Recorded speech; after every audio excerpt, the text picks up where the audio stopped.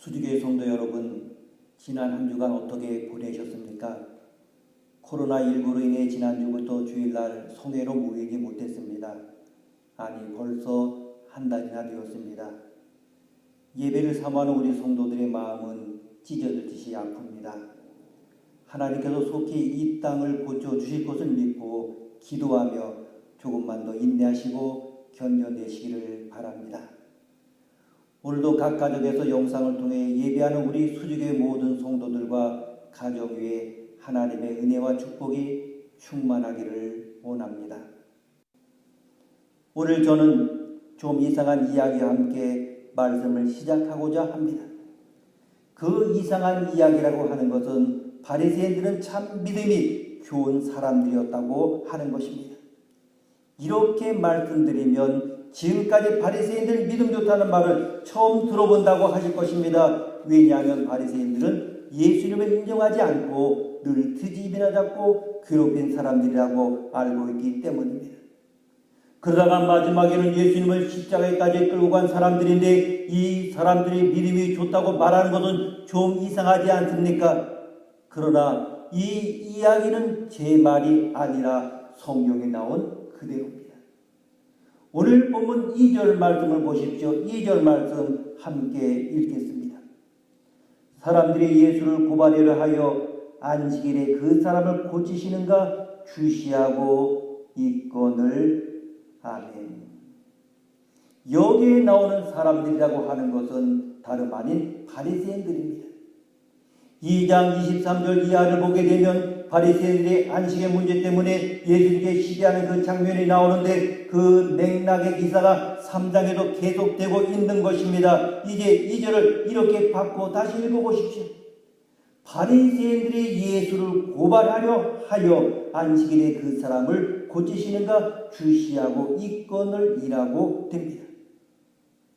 오늘 본문의 배경은 한 유대인의 회당입니다. 이 회당이 어떤 곳입니까? 유대인들이 늘 모이는 집합 장소요, 예배 장소요, 교육 장소이기도 했습니다. 그런데 그 회당에는 한편 손이 말라서 마비 된 장애인이 있었습니다. 예수님께서 회당에 들어가셨을 때에 마침 그 장애인이 있었습니다. 바리새인들은 예수님께서 안식일에 그 장애인을 고치시는가 그대로 두시는가를 엿보았습니다. 우리는 이 말을 잘 생각해야 합니다. 그들이 엿본다고 하는 것은 그들이 예수님의 병 고치는 능력을 인정하고 있다는 뜻입니다. 만약에 그들이 예수님의 능력을 믿지 않는다면, 즉 저 예수는 말뿐이야 그럴 능력이 없는 사람이라고 생각했다면 엿볼 필요도 없었을 것입니다. 고치지 못할 텐데 무엇 때문에 엿보겠습니까? 그러나 그들은 저 예수는 마음만 먹으면 어떤 병자도 고치는 능력을 가지고 있다는 것을 믿었기에 엿보게 된 것입니다. 이렇게 보면 바리새인들은 예수님의 능력을 확실히 믿는 사람이었음을 알게 됩니다. 그러니 바리새인들이 믿음이 좋다라고 말하는 것이 옳은 게 아닙니까? 저는 이 구절을 읽을 때마다 우리 그리스도인들이 바리새인들보다 믿음이 더 없다는 생각을 하기도 합니다. 우리는 늘 믿습니다라고 고백하지만 실제 삶 속에서는 믿지 않을 때가 많습니다. 그래서 우리는 이중적입니다. 기도할 때는 믿는다고 말하고 실제 생활에서는 하나님을 의지하지 않고 우리 방식으로 우리의 힘으로만 삽니다. 어느 시골 마을 한 가정에 교인들이 모였습니다. 모인 목적은 기도하기 위해서였습니다. 마을에 오랫동안 비가 오지 않아서 교인들과 마을 사람들이 모두가 어려움을 겪고 있었기 때문입니다. 교인들은 간절히 기도했습니다. 비가 오게 해달라고 기도했습니다. 기도회를 마치고 집으로 돌아갈 때 그 집 어린 딸이 밖에 놀러 나가게 되었을 때 우산을 찾아 들고 나가는 것이었습니다. 어른들이 말했습니다. 우산을 왜 들고 나가니? 날씨가 이렇게 맑은데 무슨 우산이냐? 그랬더니 아이가 말했습니다. 엄마, 방금 전에 비 오게 해달라고 기도하는 것은 무슨 딴소리야? 하나님이 비 오게 해주실 거라고요. 여러분, 우리는 어떻습니까? 저는 우리 모두가 이 이야기 속에 소녀의 믿음 같은 순수한 믿음을 가지게 되기를 바랍니다. 주님의 능력을 믿어야 합니다. 다시 본문으로 돌아가 봅니다. 바리새인들이 주님의 능력을 믿었는데 그렇다면 한편 손이 마른 장애인 자신은 어떤 생각을 했겠습니까? 본문에 정확히 기록되어 있지 않지만은 저는 그가 예수님을 믿었을 것이라고 생각합니다. 한번 그 장면을 재구성해 봅니다. 그는 건강한 사람이었습니다. 그런데 어느 날부터 이제 팔이 자꾸 아픈 것을 느낍니다. 그러다가 점차 그 팔에 힘이 없어지면서 쓸수없게 되었습니다. 억지로 움직이면 온몸이 부서지는 고통이 왔습니다. 의사들을 찾아갔지만 원인을 잘 알지 못했고 고생만 하고 돈만 날렸을 것입니다. 그러는 동안에 팔에는 피가 통하지 않고 점차 바짝 말라갔습니다. 결국 그는 한 팔을 매달고 있긴 하지만 실제로는 쓸 수 없게 되어 한 팔을 잃었습니다. 절망했습니다. 일도 할 수 없었습니다. 하루아침에 실직자가 되었고 생활이 공공해졌습니다. 사람들 만나기가 두려웠습니다. 모두들 저 사람은 저주받은 게 틀림없어 이렇게 말하는 것처럼 여겨졌습니다. 회당에 가도 사람들의 눈초리가 사람들에게 느껴져서 가고 싶지 않았습니다. 그러던 어느 날 그는 용기를 내서 회당에 나갔습니다. 그 이유는 예수 선생님이 그 마을에 오신다는 소문을 들었기 때문입니다. 그는 예수 선생님께서 못 고치는 병이 없다는 말을 전해 들었습니다. 그래, 힘을 내자. 가서 그분을 만나는 거야. 그분은 약하고 어려운들의 친구가 되신다고 했어. 그리고 그분은 자신이 구세주로 가셨고 엄청난 능력으로 많은 사람을 고치셨다고 들었어. 나도 가서 만나보는 거야. 그리고 내 불쌍한 처지를 말씀드려야지. 그는 회당에 왔고 사람들의 눈길에 잘 미치지 않은 구속의 자리를 잡았을 것입니다. 그러다가 예수님께서 회당에 들어오시는 순간 그 앞에 엎드려 자신의 처지를 말씀드렸을 것입니다. 예수님께서 그를 불쌍히 여기시는 눈으로 바라보셨습니다. 바로 그 순간 바리새인들이 예수님의 다음 행동을 엿보게 된 것입니다.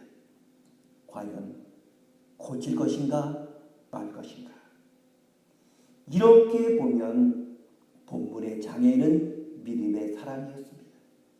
예수님을 의지하는 모든 사람은 믿음의 사람입니다. 그가 온전하지 않아도, 그가 세상을 유명하지 않아도, 그가 깨끗하게 살지 못했어도 누군지 예수님께 나와 엎드리고 의지하면 그가 바로 믿음의 사람입니다. 여러분에게 그런 믿음이 있기를 원합니다. 예수님은 그를 그냥 두시지 않으셨습니다. 그를 깨끗하게 고치셨습니다. 예수님은 그에게 말씀하셨습니다. 한가운데 일어서라. 무슨 말입니까? 이제 너는 더 이상 사람들의 눈치를 볼 필요가 없다.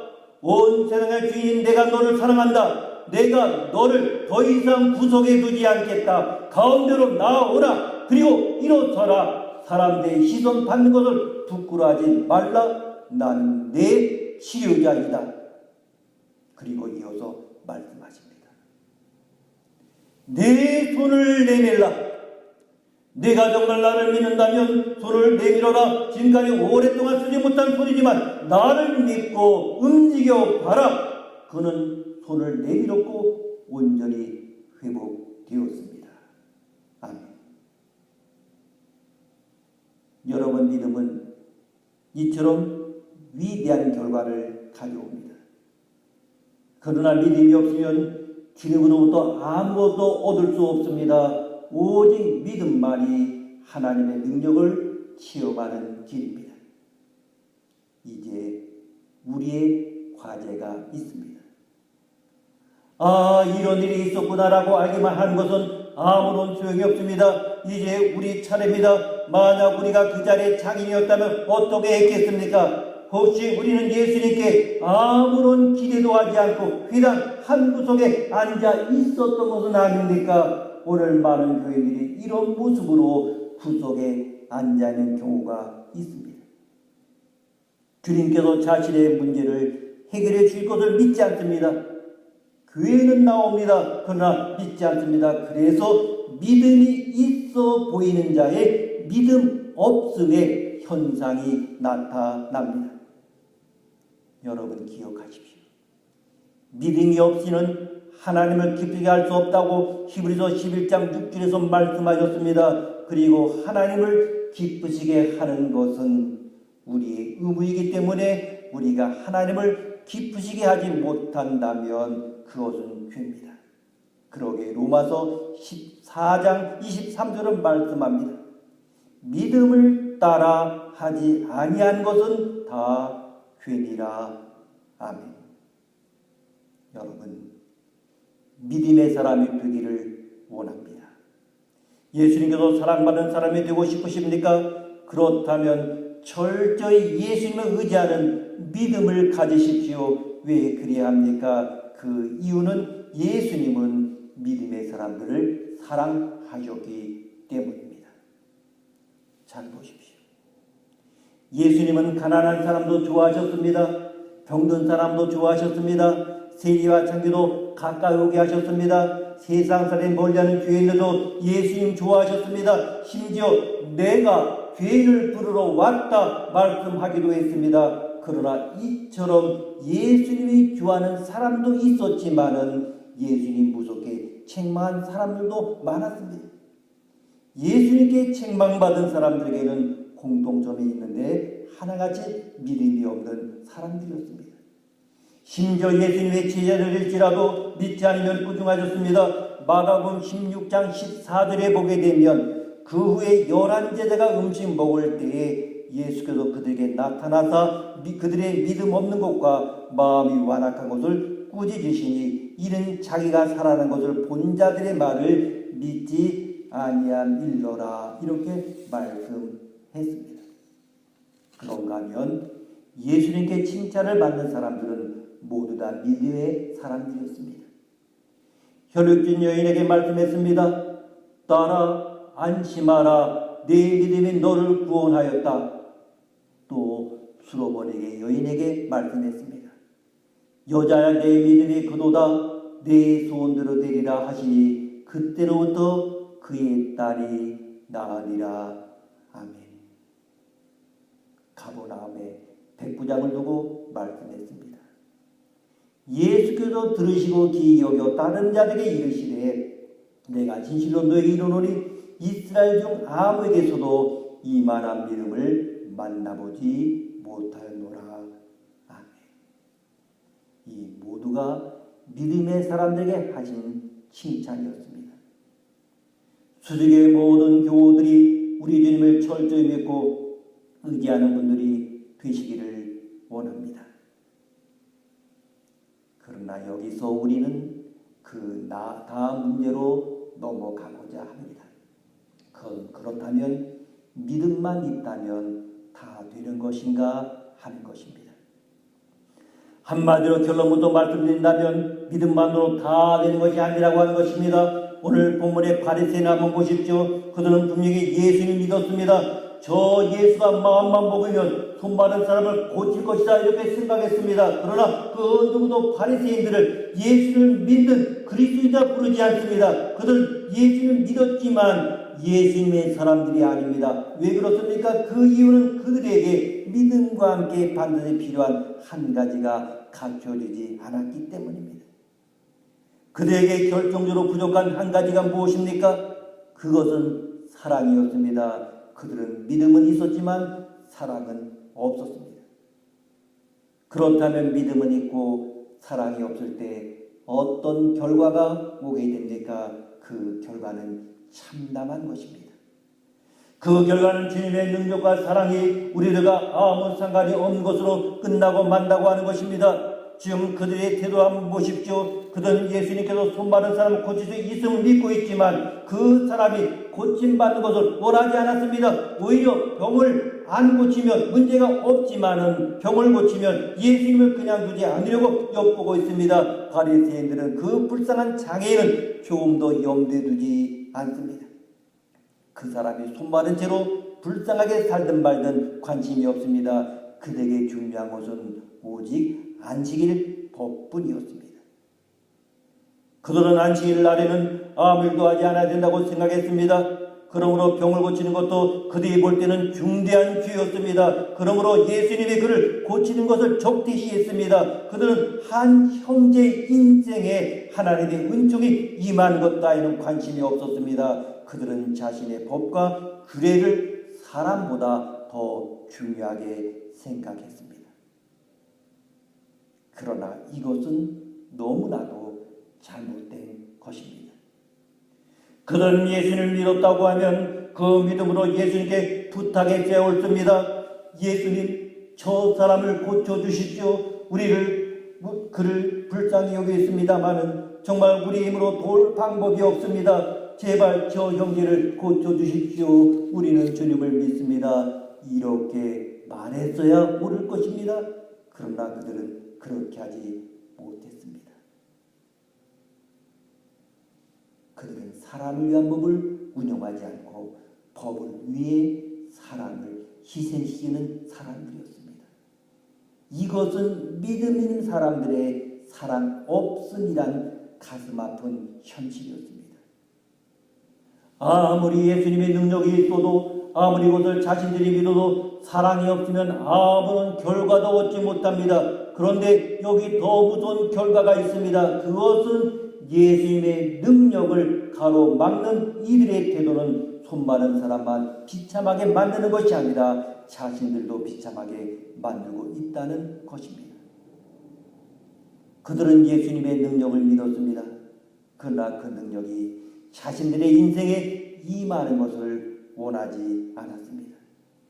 결국 그들은 손마른 장애인만 사랑하지 않은 것이 아닙니다. 그들은 자기 자신들도 사랑하지 않은 것입니다. 바리새인이라고 아무런 문제가 없었겠습니까? 바리새인이라고 병든 사람, 고민하는 사람, 인생이 파탄된 사람이 없었겠습니까? 그러나 그런 예수님의 능력을 믿으면서도 그 능력으로 자신들의 인생을 치료해 주신 것을 원하지 않았습니다. 그들은 자기를 사랑하는데도 실패한 것입니다. 여러분 기억하십시오. 믿음과 함께 너무도 중요한 것은 사랑입니다. 아무리 믿음이 있어도 사랑이 역사하지 않은 곳에는 주님의 능력도 나타나지 않을 것입니다. 그리고 사랑 그 자체가 기적입니다. 사랑은 우리의 메마른 마음에 감동을 가져오는 것입니다. 저는 우리 교회가 이 사랑의 원리를 이해하기를 원합니다. 그 어떤 것도 사랑을 가로막아서는 안 될 것입니다. 교회의 목적은 전통을 지키는 데 있는 것이 아니라 사람을 구원하는 데 있습니다. 그렇다면 교회가 중요하게 여겨야 하는 사랑입니다. 사랑으로 강구할 때 주님의 능력이 나타날 것입니다. 중풍병자를 데리고 네 사람 보십시오. 주님은 그들의 믿음을 보신 것이 아니라 그 믿음에 포함된 사랑을 함께 보신 것입니다. 그를 메고 와서 지붕까지 뜯고 달아내린 것은 믿음이자 동시에 사랑이었습니다. 그리고 그 믿음과 사랑에 주님의 능력으로 응답하셨습니다. 아무리 믿음이 있어도 사랑이 없으면 주님께 데려오지 않았을 것입니다. 혹시 여러분의 가정에 사랑이 부족해서 이 자리에 인도하지 못한 가족은 없습니까? 여러분의 친구나 이웃을 데려오지 못한 이유가 사랑의 부족 때문은 아닙니까? 그렇다면 아무리 우리가 믿음이 좋아도 사랑이 부족하기 때문에 그 가족과 친지를 구원하지 못하게 될 것입니다. 믿음과 함께 사랑이 우리에게 충만하기를 원합니다. 믿음과 사랑, 이 두 가지는 우리 주님께서 우리에게 요구하시는 중요한 요소입니다. 여러분 기도하십시오. 기도하시되 믿음으로 기도하십시오. 그리고 정말 사랑하는 마음으로 기도하십시오. 저는 우리 교회의 비전을 이루는데도 이 두 두 가지가 필요하다고 확신합니다. 우리는 주님께서 수지교회를 통해서 놀라운 일을 이루실 것을 믿어야 합니다. 동시에 사랑하는 마음으로 구해야 합니다. 그럴 때 주님의 능력이 우리를 통하여 임할 것입니다. 현재의 상황, 환경이 힘들어도 우리에게 필요한 것은 믿음과 사랑. 이 아침 우리 가슴에 충만하기를 원합니다. 기도하시겠습니다. 하나님 아버지, 우리에게 믿음을 주시고 사랑을 주시옵소서. 주어진 상황과 환경에서 기도할 때 믿음으로 기도하게 하시고 사랑하는 마음으로 구하게 하옵소서. 이 모든 것이 우리 마음에 가득 차게 하옵소서. 특별히 코로나19로 인하여 어려움 속에 있는데 속히 이기게 하시고 다른 어떤 것보다도 이 일을 통해 주시는 주님의 뜻을 깨닫게 하옵소서. 존귀하신 예수님의 이름으로 기도드립니다. 아멘.